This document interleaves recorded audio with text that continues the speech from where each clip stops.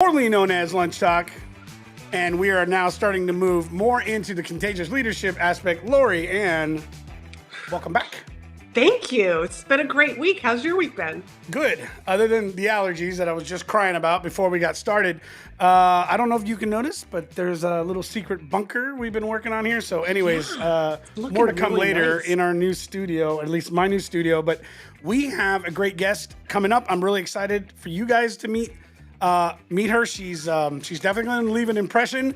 And just get ready for this. We're going to be back in the next few seconds with Rahti Gorfien. And I hope I said it right with the right energy, but we're about to get into how we get out of our own way. Lorianne, I know you're pumped about this one. I am so excited for this conversation and to learn from this woman. Oh, and everybody's going to get so much value out of this particular.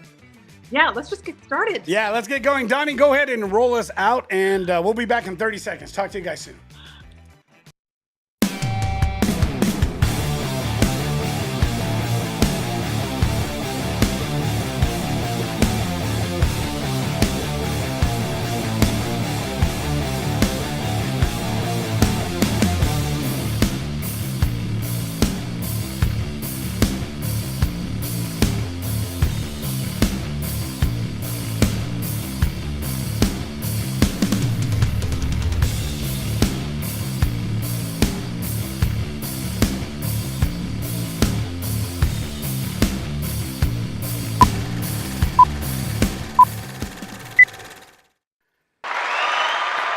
All right, there we go.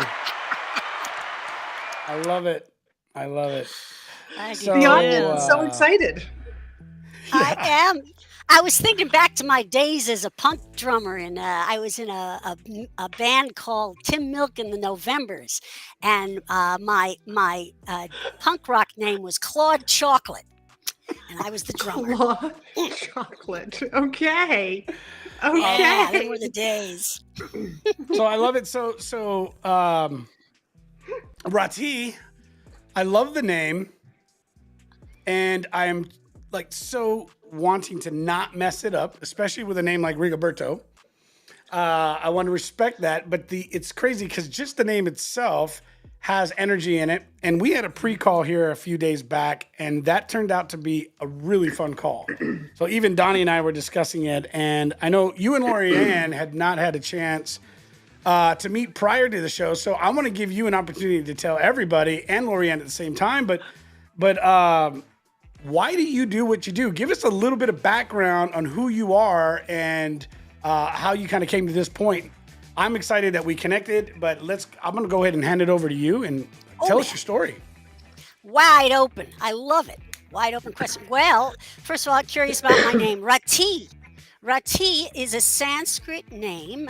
Rahti was the consort of Cupid, who's the Indian version of Cupid called Kama. Rahti is the goddess of carnal love.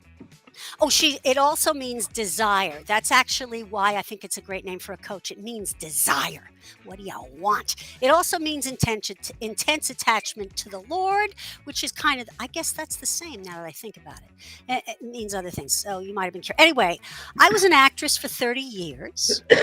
And that was great, except that I was doing it for the wrong reasons. I didn't like myself very much. And it was great to be somebody else.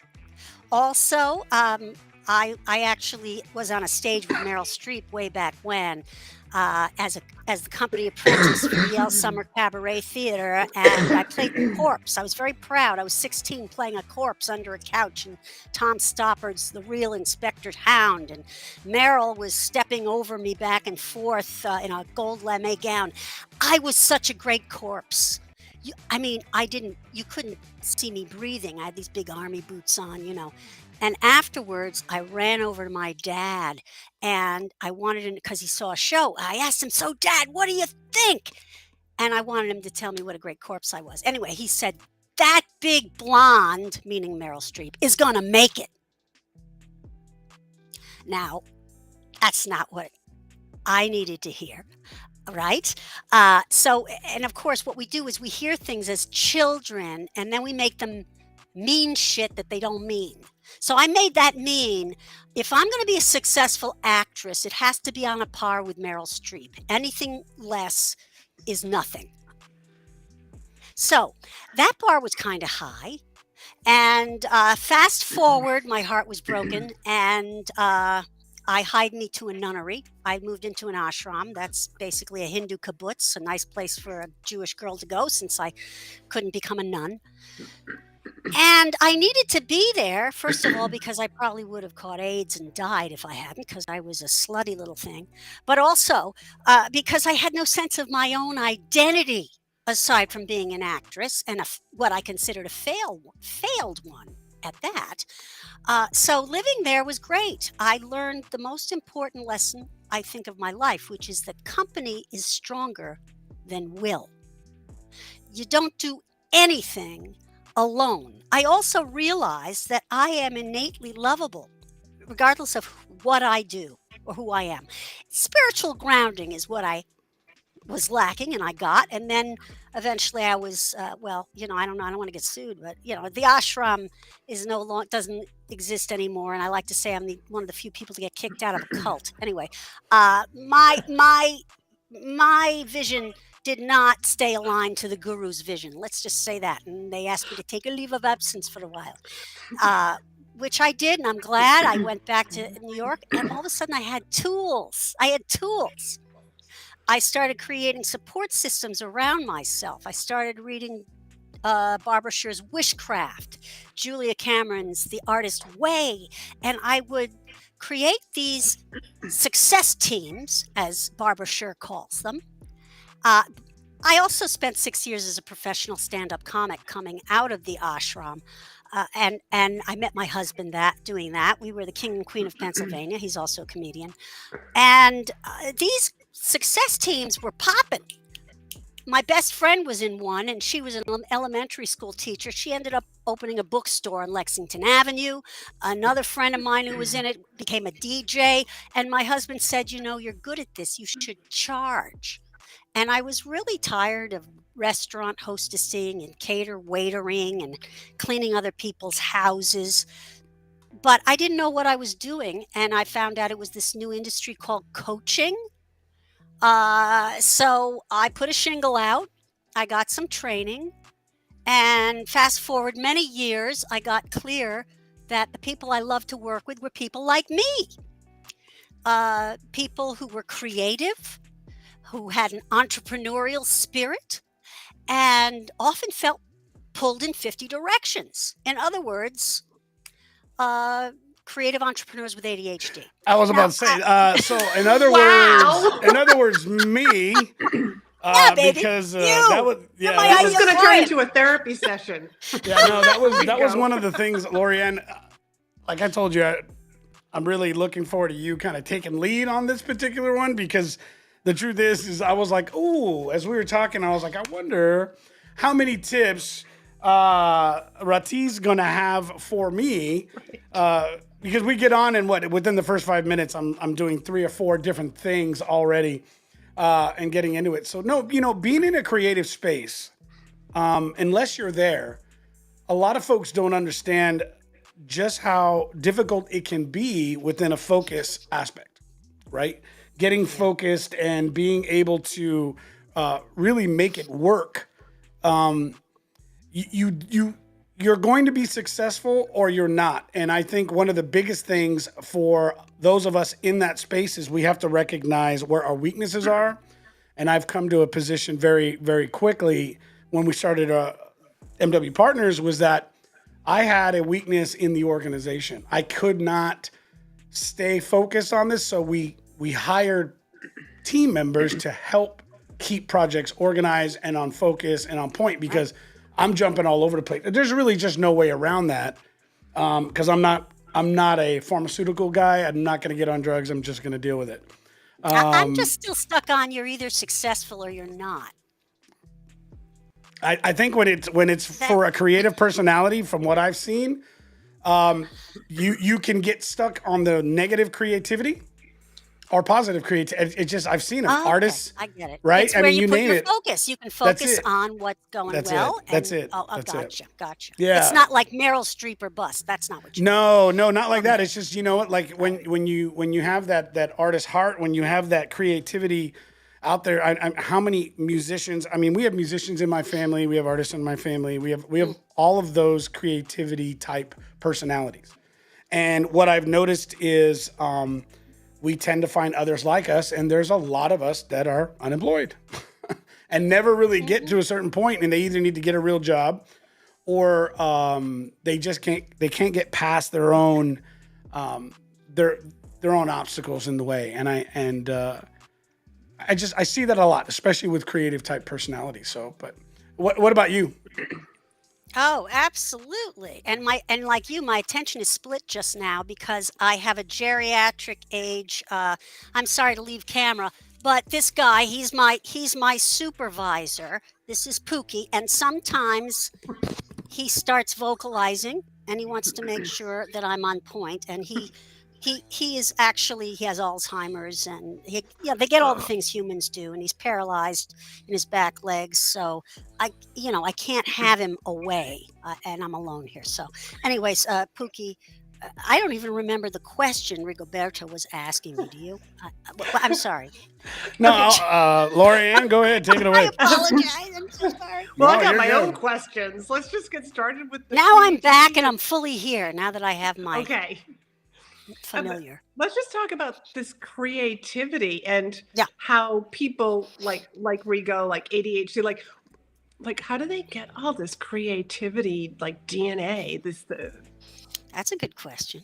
That's kind of where I want to get started, because I myself attract these kind of people.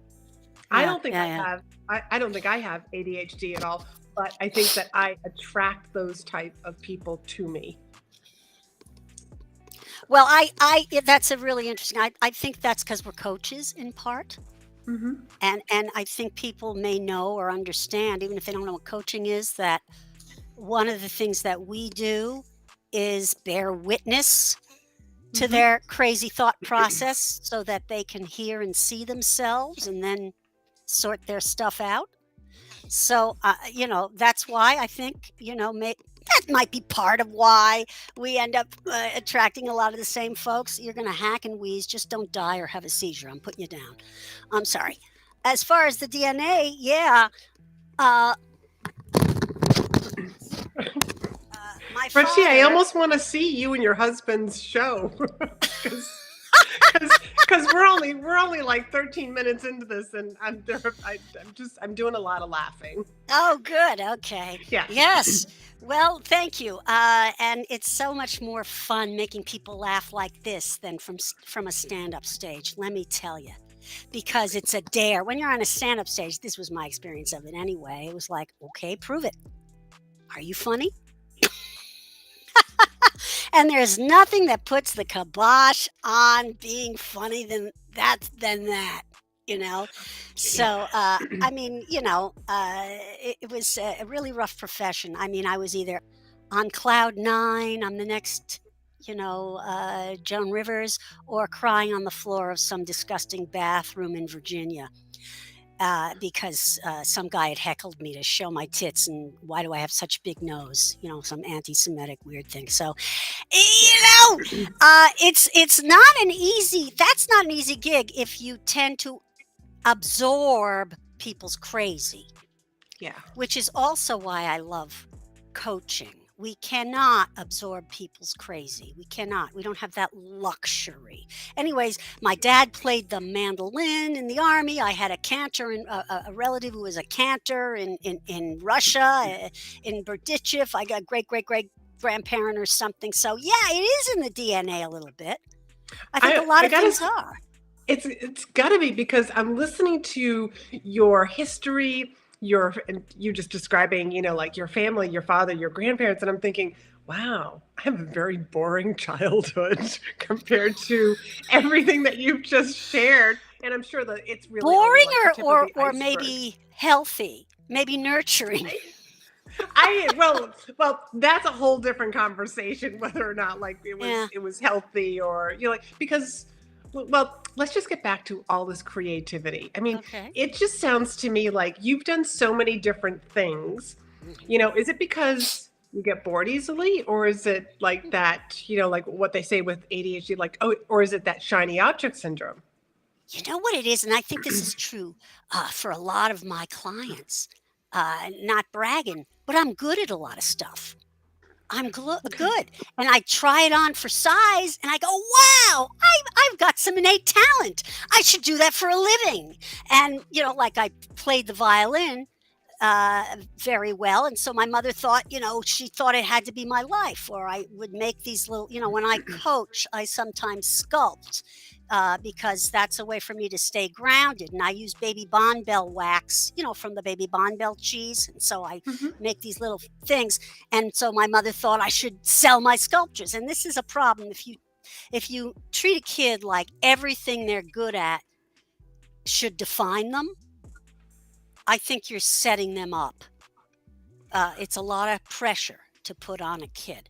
That's a really good point. Uh, Mm, that's a That's a that's that's a that's really a interesting. really good point. I can Can tell we you just from experience, I screwed that one up. hmm. Yeah, Well, yeah, you no, know, your kid, Donnie, is awesome. The fact that you guys can work together, I mean, that's amazing. That's incredible. You So know, when you started working with business owners yeah, and you started getting deeper into that because you found yourself in that place where you were doing what you loved, right? So yeah. you went through a couple different levels of profession, and it's funny because we really do help individuals when we have gone through that process ourselves, Mhm. right? Yeah, I And so agree. you're Yeah. saying that you're starting to find you were that personality, you were in a creative space, and what you started to realize was the same challenges that you had gone through in your career, in your life, you were finding ways to help others solve that problem. So, you know, how did you start to address that? How did you get out there and say, "Hey, by the way, you're a professional in your role, in your position. How would you like to admit that you have, a disorder? How would you like to admit that you're not functioning properly and you may not be the right person for the job?" And the reason why I tell you that is because some years back, I remember in one of my own corporate roles, because if you know me, you already know that I'm ADHD. Like, whoa, shocker, right?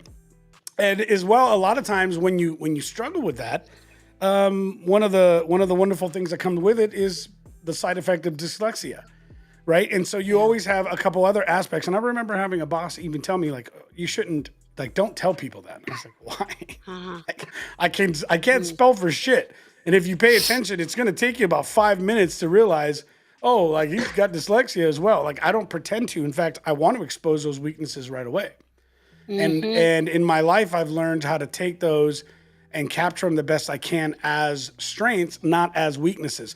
But so many companies and old school management techniques is don't show people your weaknesses, Well, that's right? probably why I don't work it with corporate. I mean, corporate environments. I don't know. I think also, Rigoberto, that may be changing. I think that may be changing. And I'm not a legal scholar, but I do know that there are now laws that dictate that employers have to make certain workplace accommodations for people. Right? And ADHD, I mean, you may not want to reveal it in your first or second interview, but it is considered a disability. Even though I call it it's a superpower, really. Yeah, Uh, it- that's the way I feel. But my yeah. my my question really is how do you get leaders in those positions Mm, to expose it, to stand out and say, hey, this is a weakness? Because again, like for myself and my own personality, it never bothered me to expose that. yeah. But I can see how my personality really doesn't care. In fact, it should probably be a little bit more careful on what I Yeah. say. But the truth is that I'm not a really good liar. And so I just say what I'm thinking. It's a lot of Pros and pressure to cons, lie. right? Yeah, Ugh. there's Oh, pros and cons to that, but the thing is that a lot of individuals aren't like that. They're not like that. So how do you help them get past that? Because I would assume, you know, this aspect of at least admitting that there's a need for that type of a coach. I don't know very many adults that go out in a corporate setting that say, "Okay, I have a need for an ADHD coach." I mean, Yeah, I do I'm know really there is curious on that. some. One of the person I worked with, Jerry Wistrom, he was a coach mentor of mine and a wonderful guy, very smart guy. And he used to, I'm jealous of him because he was able to do it. He went into corporations and got hired specifically as an ADHD coach to help people improve their performances. Um, and he was interested in doing that. I wasn't. I'm not particularly interested in that, but I think it is starting to happen. Um, I as far as getting higher ups to view it as, I mean, are they out of the closet with their own shtick? Is the question. I mean, I think Steve Jobs is ADHD or diagnosed with ADHD. I don't know. Was he out of the closet with it? I don't know. Maybe he just embraced, like he just Yeah, embraced it. Like, who cares that, it's, right.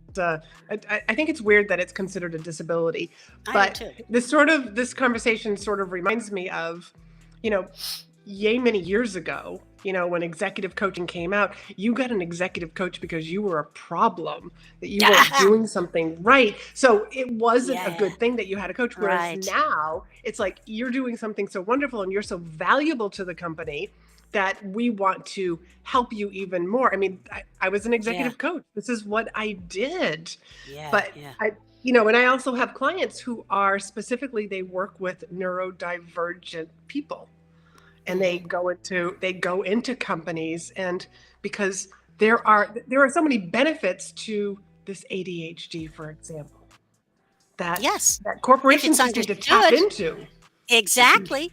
Exactly. If corporations can recognize what someone is good at, the trouble is I read these job descriptions nowadays. I don't know if you do, but sometimes it's like, they ask for the moon. I want someone who can do accounting, but also be a mediator, and also can do tech and redesign computers. And job descriptions are insane.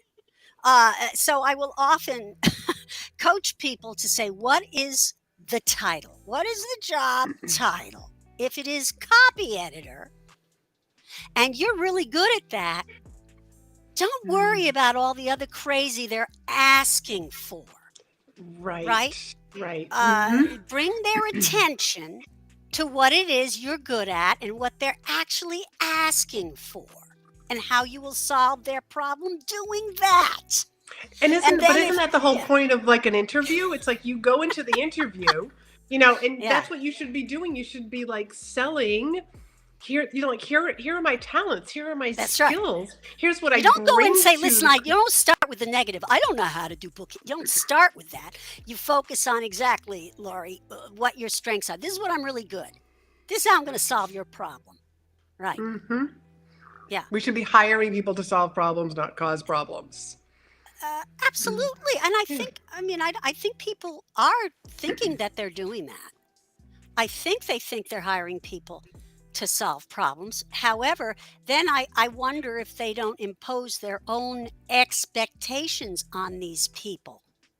And it's interesting because I don't know. You've probably heard of this, Lori, because it's so ubiquitous now. It is the big fad of the coaching industry, and I got sucked right in, and it's actually fantastic.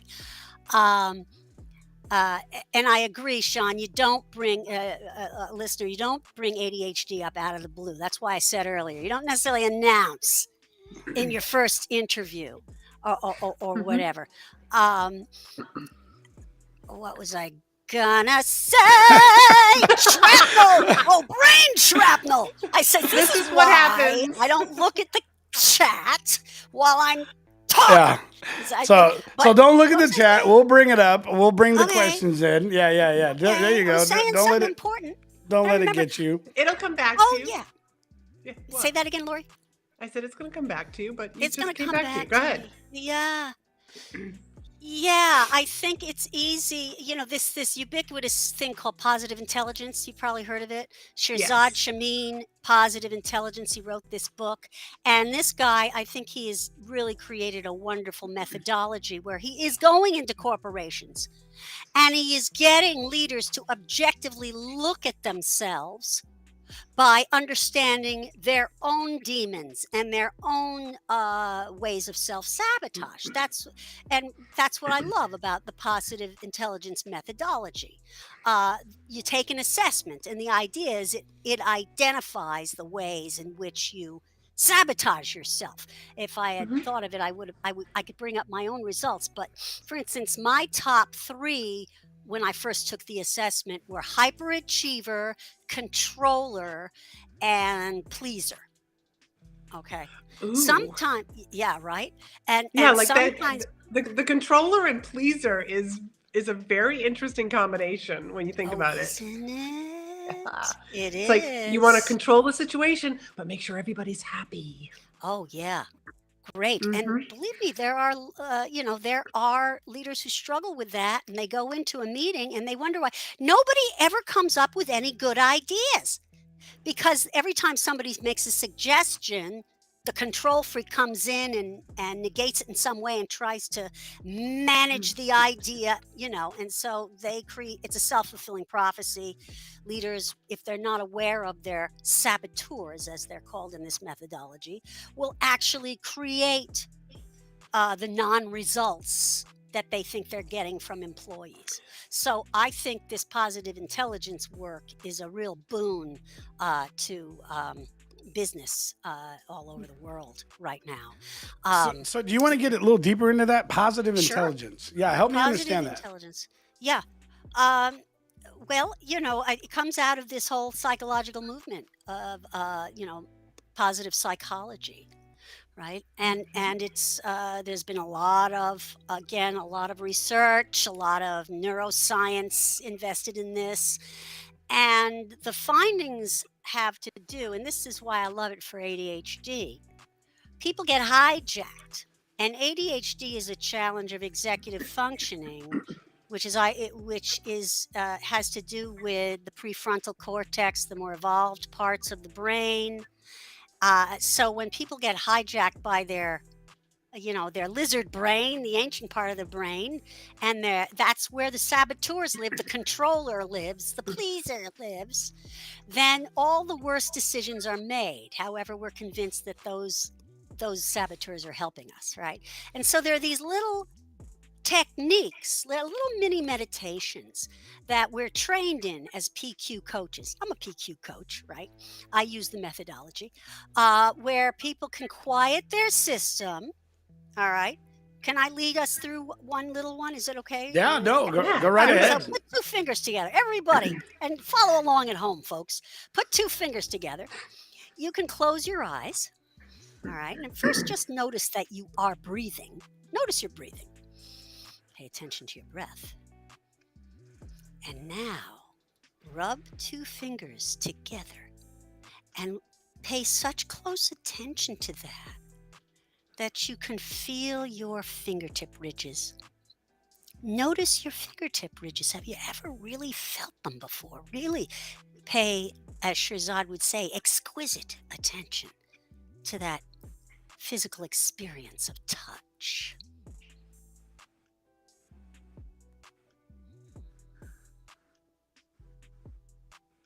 Okay. Now, you may notice you feel a little calmer. What we've done is we've quieted down the limbic system a little so that we now have access to, in this methodology, what is called the sage muscles, the prefrontal cortex, the right brain. And that's where we just know. That is a place of knowing the answers to things. The place of figuring things out and trying to game reality in advance, those are your saboteurs. So was it So okay? Like in 5 seconds in that exercise, I couldn't keep my eyes closed. Like it's okay, absolutely. I was like, all right, I got it. I can feel I'm it. done. Yeah, I'm done. Like I'm Check. done. I get it. I get it. You noticed that though, didn't you?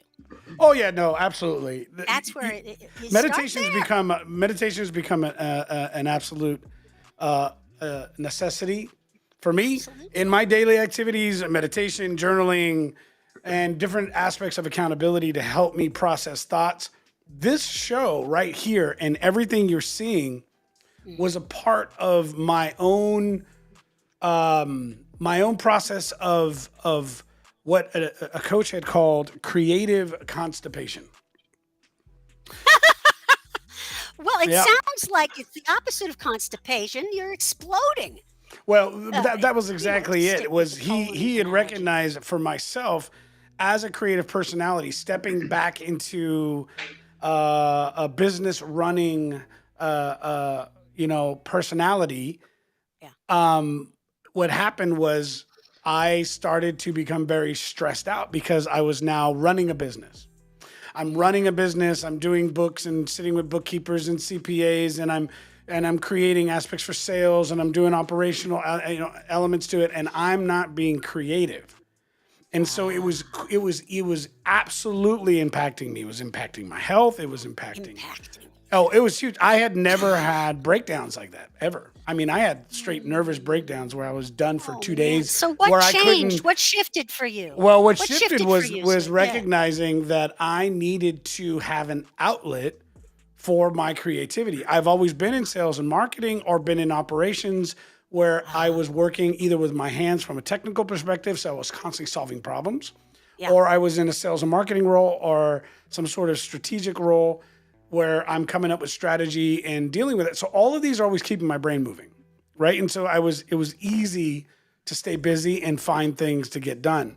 When we recognized that, I thought it was funny, and there we go. We started doing live podcasts, and then I realized just how much it wasn't just opening creativity, but it was And Lori actually became the starting to guest who find. never left. I Well, understand. here's what's interesting. I mean, Rigo, if you had that creativity constipation, as you're calling it, I actually would call mine creativity anorexic, because that's what, and I've shared this with you off the show. I needed to have good conversations with people, and different people. I want to expand my mind, because I felt like, especially because of the past couple of years, that my world and my box, as I was calling it, was getting smaller and smaller, and it was just getting. I think a boring. lot of people were definitely dealing with that, right? And so it's opened up the ability for us to connect with so many others now because of everything that's happened with the pandemic and COVID and everything else. It just gave us the tools faster. I think it was coming anyways. I believe that we're hitting an aspect of a digital revolution, and then I think we're getting ready to phase into another one in the next 5 or 7 years. But if you look at all the different big changes that's happened to industry, you've seen different levels of growth, and I believe that we were already headed there. I just think the pandemic just sped it up. I mean, I think you're you right. look at It you look just at accelerated. Zoom went from 10 million subscribers to over 300 million in 30 days. Yeah, There's a lot to it's be so said about their interesting. preparation, but that's a huge growth, Go ahead. I love the upside of the pandemic for me was that I was already working like this, and so I didn't miss a beat. And also I think what else? Well, what I'm hearing you say too is, and Lori too, in ADHD we look at people's processing styles, and I think you're both verbal processors. You've got to think out loud, right? Whether you're writing or whatever, you need to get Mhm. the words out Yeah, our in order to whiteboards. Yeah, access. whiteboards are a necessity for me. It's hilarious, and I love digital mediums, but I have to have whiteboards. I do. Yeah, Like, you're I the have to- second I have person I to- heard I have say to- that today. Yeah, I have to process physically, and it's I'm not even. And visual. it doesn't even make any sense. They're like sticks and circles and half words and half letters, but it just my hand has to do it, or I doodle. I have It's to. kinesthetic. You're kinesthetic. Yeah, you no, you and gotta it's hear funny it. enough You gotta, is- yeah. That's it. I Yeah, spoke that's at it. this marketing office, and he, at the end of it, we were talking about his office, and he said every surface in here, every wall, every desk is a whiteboard. And I was like, oh my God, I love could it. have, this is a playground for me. I wanted to have more Man. talks there. And I got to tell you, it's so funny because my mother could have killed me because I used to write all over the walls when I was a little kid.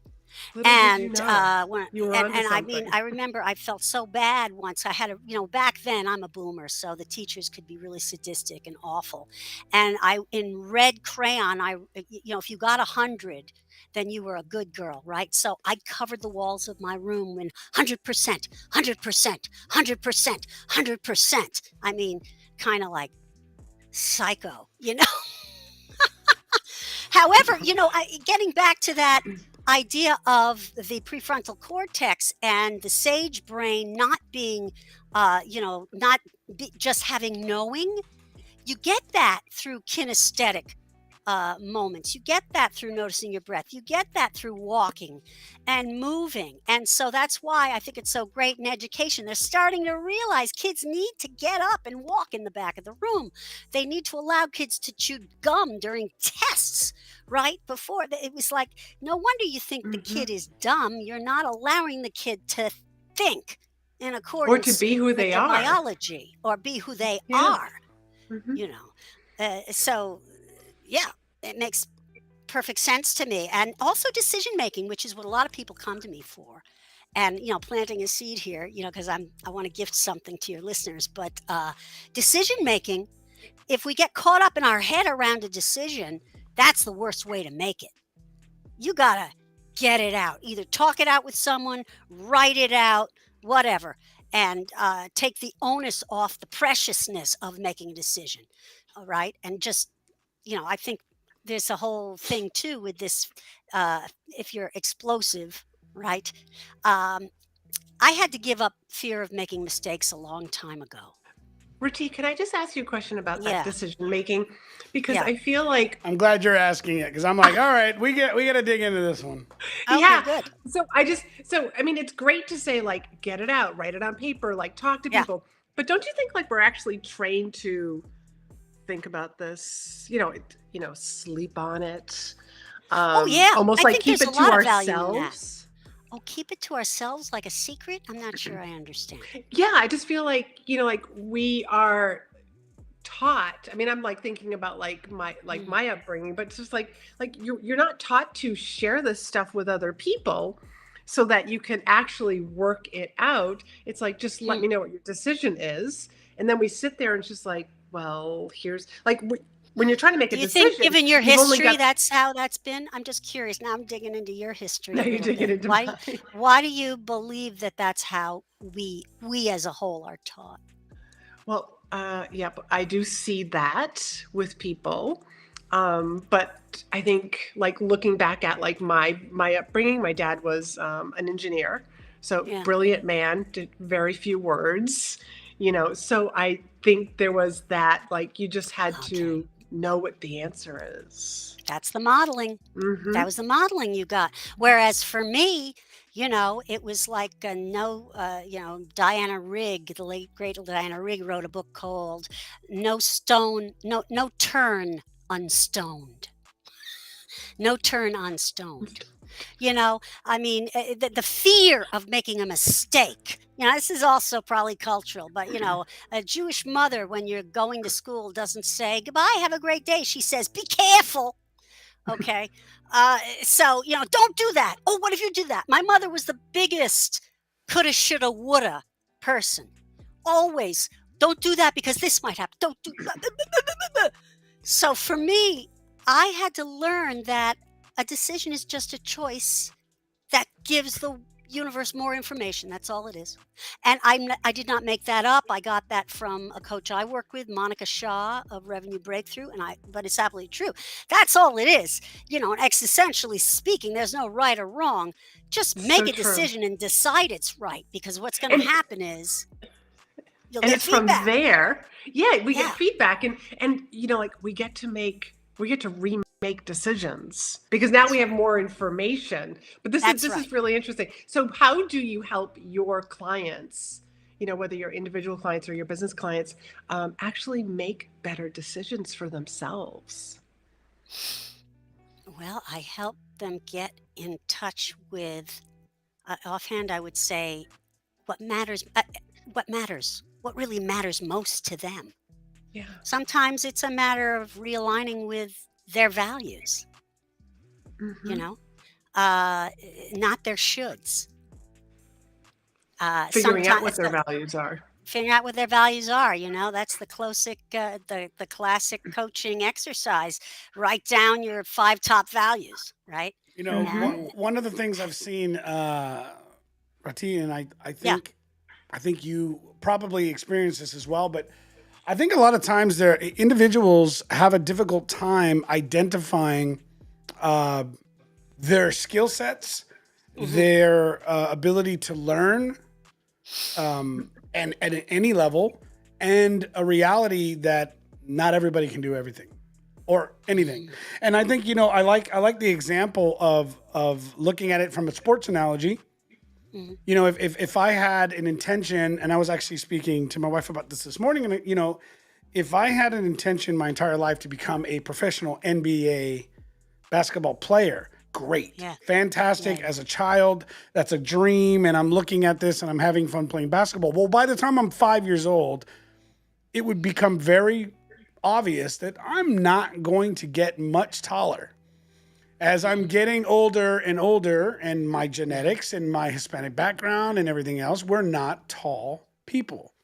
And so to get into that 5'10" or 5'11", and even if you're lucky enough to get to 6 foot, most of my family is within the 5'7" to 5'11" space. It yeah. doesn't matter how much I want to become a professional basketball player. I have a lot of things going against me. And hmm using my skill sets, my born attributes, the things that I have as strengths, and making that be what I build an income from versus trying to create a career from skill sets we don't have. That's just one of the things I have found. I remember I got in one organization and we had a gentleman in a sales role who is a engineer. And I said, Yeah. "Why are you in sales?" And he sucked at sales. He was not very good. And the Yeah. organization actually wanted me to remove him from the company. It was like one of my first objectives. Hey, you're going to come in, you're going to fire these people. And I sat down with him and I asked him, "What do you want to do?" He's like, "I'm an engineer. I want to get into the technical aspect." And I said, "Okay, let's move you there. Let's look at technical sales. Why don't we put you in a position where there's no pressure and you can just get out there and help solve problems and explain the technical aspect of this product to the client, to the prospect." What did he do So that I'm year? curious to know how this relates to the NFL player and you not becoming an I'm NFL about to, player. yeah, about to tell you. What he did was that Yeah. year he ended up selling millions of dollars of product and inventory How do you like that? Yeah, because he was in a role that was better suited for his personality type. that's And right. my question to you is there's a lot of folks out there that I think fail to recognize that they need to know who they are before they try to build this whole massive career. This is one of the things that I've worked on with my children quite a bit. It's like, look, before you get out there and decide what you want to be, you need to go figure out what you're not. All I'm right? curious to know, Rigoberto. Uh, I don't think it's an accident when we crave things. I wanted to be an actress before I knew about, when I was 4, I wanted to be an actress. I Mm-hmm. wanted to be seen. I wanted to be heard. You don't wake up in your crib going, I'm going to be a coach, you know? But there's a seed in there. There are a lot of transferable skills Mm-hmm. from theater and acting to being a Mm-hmm. coach, right? You have to listen to people. You have to really enjoy helping them create a narrative. You Yep. have to also get them to reframe that narrative, You got to right? tell a story. And tell stories. You have to be able to communicate pithily and well. So why do you think you wanted to be the NFL player? I'm Oh imagining no, I what didn't. in I was you, using who that. I in was you using that as is an it? example. Was there, Yeah, but no. yeah, but there's something there. Who is the NFL player in you? Yeah, no, that was just an example. I never wanted to be a But it professional. brings up a really Yeah. good point. What he was talking about, Rahti, is that, and I found this from my days, in corporate, is that we Yeah. hire resumes.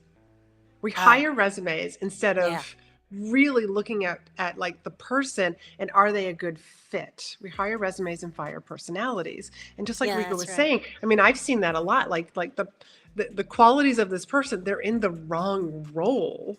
Yeah. But somebody, What I like, love oh, is we the Well, the need to thing is fill that conclusion this was he nobody couldn't helped them sell. understand that, right? Sorry, What go I ahead. love is the conclusion made was that he couldn't sell, which was bullshit. Yeah, It was that he well, yeah, was he sorry. not probably allowed to wasn't sell good. from his genius, from what he Well, was No, he it's doing. probably it's. wasn't Go good at ahead, on the Lorianne. road. He probably wasn't good at on the road stuff. No, Would you agree, Rika? actually, he became one of the most traveled individuals in the organization and did more than anybody else. Here's what it came down to: Yeah. I see this a lot in leadership, and I think it goes even further back.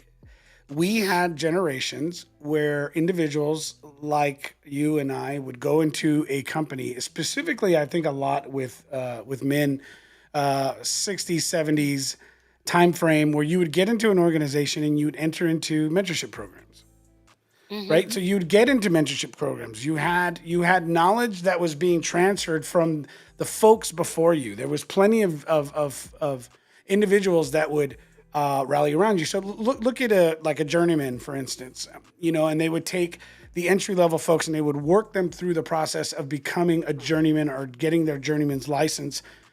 It was an apprenticeship program. And so Right. people went through the process. They learned where not to step. They learned how to cut this particular corner here or there and save themselves a few hours by the end of the week and then save hours and days by the end of the month, right? You learn Yes. these things from mentorship, from coaching, from those who have learned the process already. As we've gotten further and further into a technical age, Yeah. is many wonderful attributes and I think massive advantages that we're getting from innovation of technology. We have lost a lot of mentorship and leadership Yeah. and a lot of Right. passing down of tribal knowledge to the next individual. Also, there are very few careers where people will actually stay for more than 5 years. And that's what And results so, in hiring resumes instead of people. but that's exactly I right. That also results in Yeah, putting people in the wrong roles because exactly. we're not learning how to understand people. That's right. We're just looking for a bottom line, or we're looking to solve a problem or go do this or go do that. I mean, by all means, well, I've done this plenty of times. Well, I'm going to hire you based on this, but I'm going to wait a couple months and find out if you're the right fit. Not for the organization, for the role, because I like you. That's why I hired you.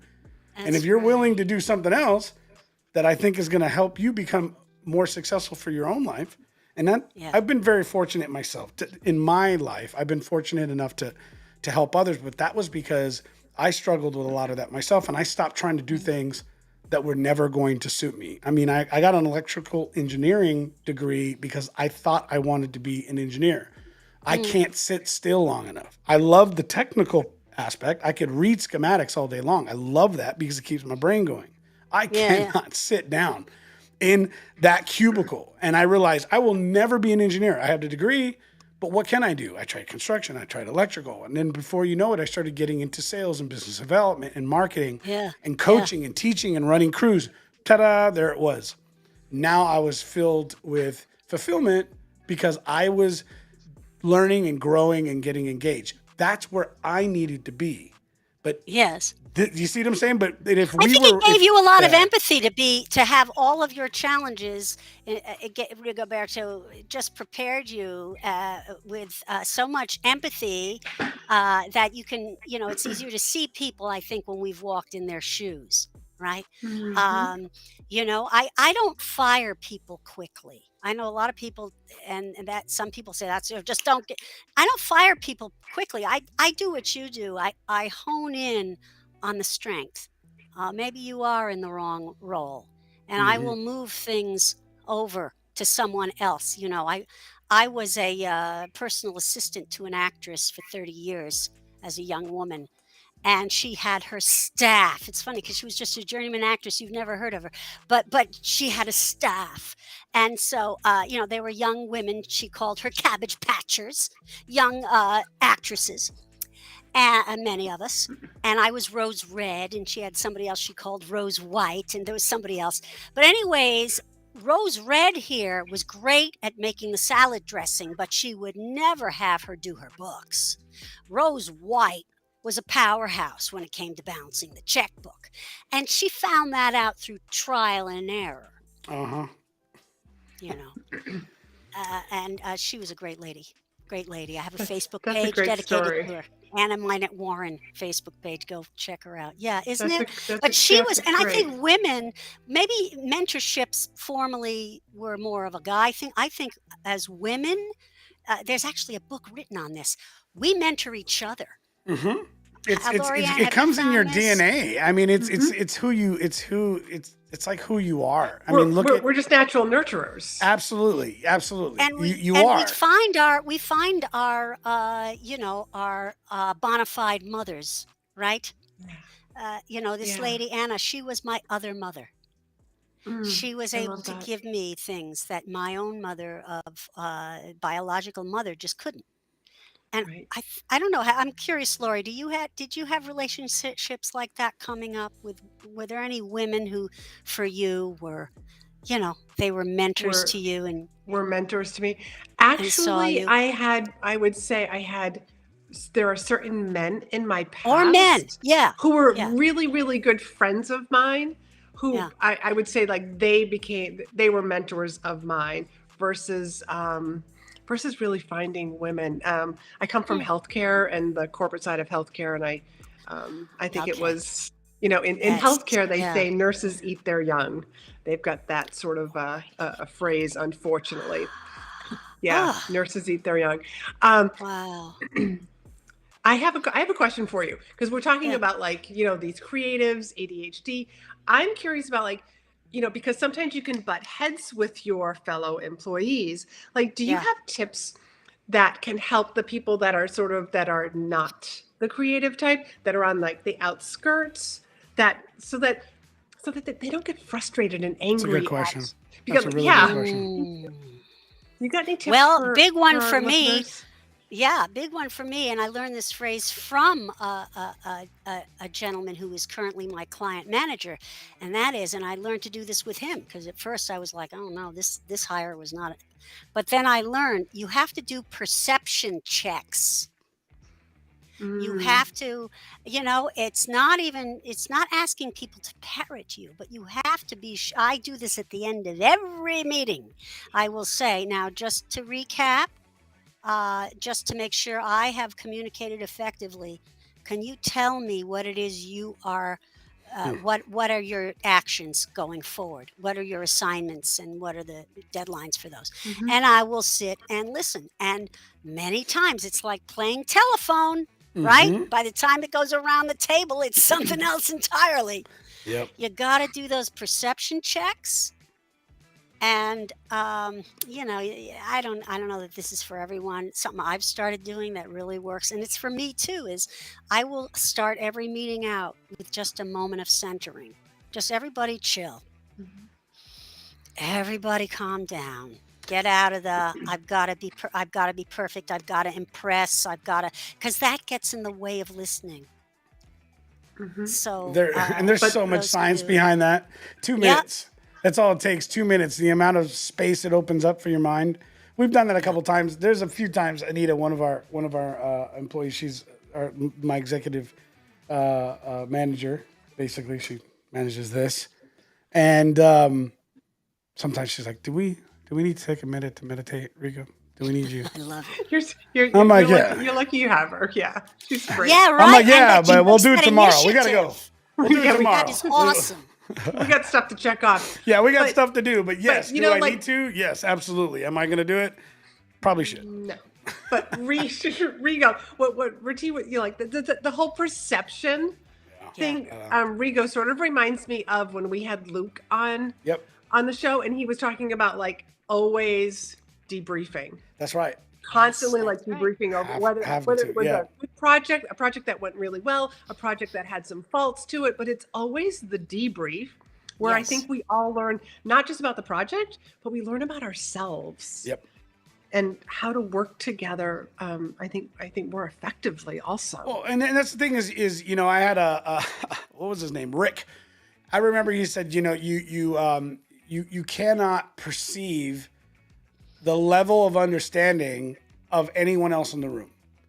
That's And right. this was in a role where if you did, you could get yourself killed or someone else killed because it was high voltage. And so, the mistake is you think that everybody in the room has had the same training or same understanding. And we forget that sometimes in something simple like a team meeting.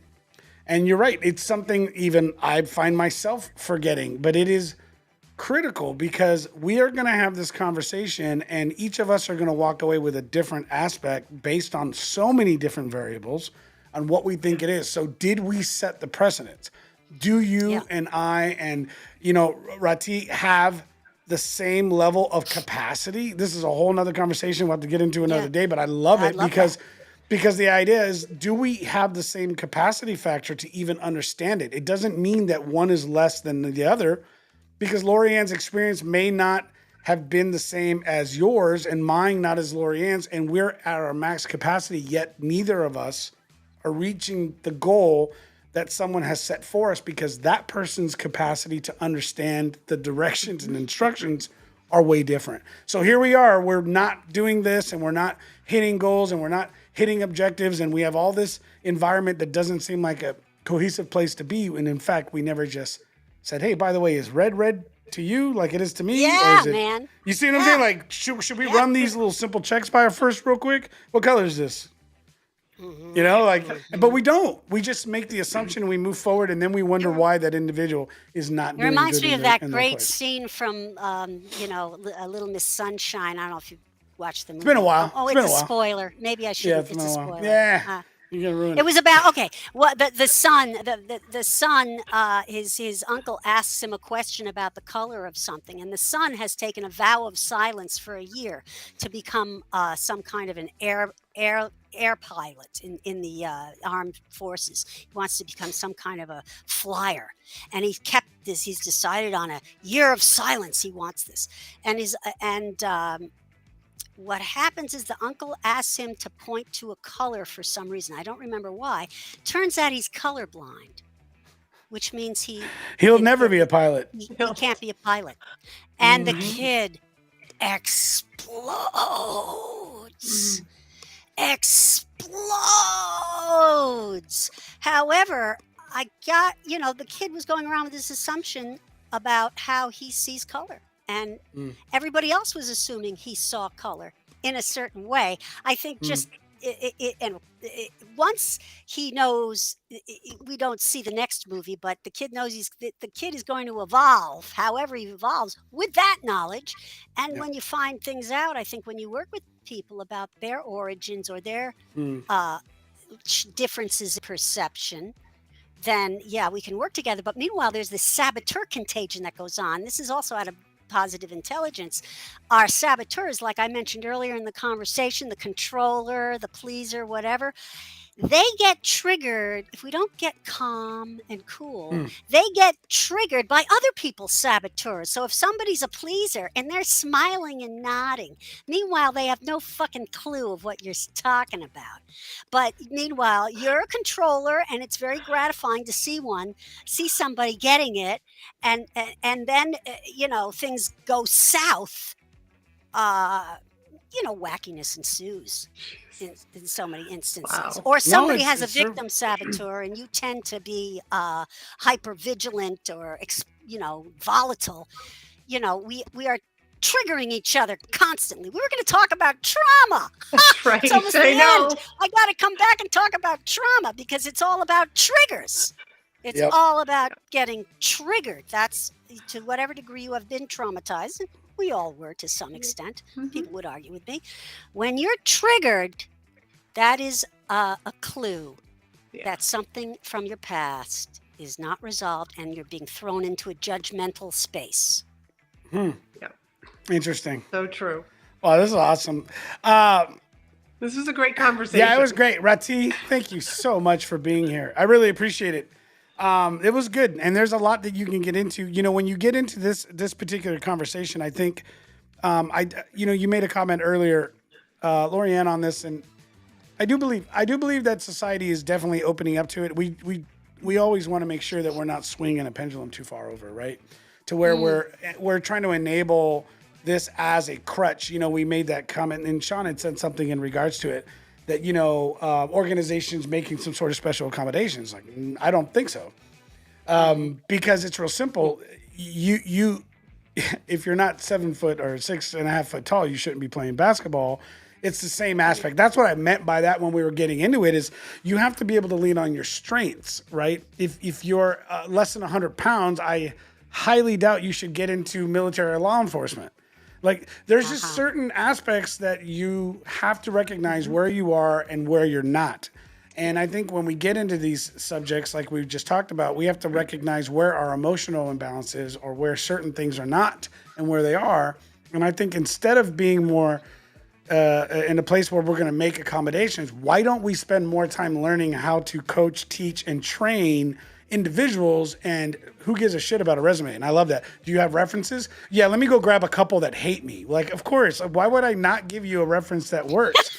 It's the stupidest thing I've ever heard. I don't want a reference. 100%. Like, we could have a whole show on. All right, we're going to have a whole thing on this. And That companies is still do wild. this. And they still do this. It's so It dumb. does make They you don't feel like good, change. though, when you get that email about how great the person is and they get into the specifics of why. And they're HR Man, can I check. listen. I have Because then hired they're people giving from you the Ivy personal League schools strengths. and let them go, and I've gotten people that had nothing and they were the best employees. It doesn't matter. It's all about the personality. You said it, Lorianne.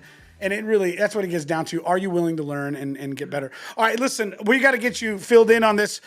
First off, let's say thank you again very much to Rahti for being here so much. We appreciate the conversation. Thank you very, very much. I'm dropping stuff on my desk. pleasure.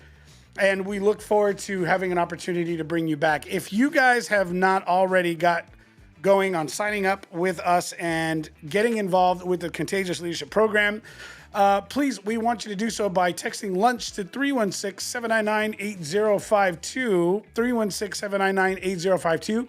If you have not followed any of the panelists, or myself, Lorianne, we want to see you doing that as well. Donnie will play the simple video on how easy it is to connect with us and click the follow button. Not hard, but let me tell you what this does. It gets you connected. It allows you to see when we're posting, communicating, and talking. Also, we want to get you invited to a new community. It's our Contagious Leadership Training Community, where we're basically going to start offering a lot of what we're doing here at no cost to everybody, but we're going to put training programs together. We've already started this for the last 2 years, setting things up, and we're putting this out to the public. We want you guys to get better. We want you to be able to find your happy place, I suppose. But we can't wait to do more of this. We'll be announcing it over the next few weeks, but we have it ready. We want to know what you want to see out of it, and we want you to join this free community where you can be a part of things, start asking questions, and learn how to basically position yourself better in personal branding. So listen, thank you again, everyone, for joining. We appreciate it. We'll be back here next week. We have a full schedule, you guys. I'm not kidding. I think we're booked almost all the way up to the end of the year in December. Every single Thursday. I'm already inviting people into January. Okay. See. Yeah. Oh, yeah. No, you're right. We just had an interview on that here the other day. So yeah, we have a lot of amazing guests coming up. A lot of things going on. Please, please, please continue to be here. Same time, 1 p.m. Central every Thursday. Here, Facebook, LinkedIn. We're on LinkedIn. YouTube, Twitter. They're everywhere. Just find us, get going. We can't wait to see you here next week. Again, 1 p.m. Central for the Contagious Leadership Podcast Series. We'll talk to you later. God bless. Take care, and we'll see you next week. Thank you for having me.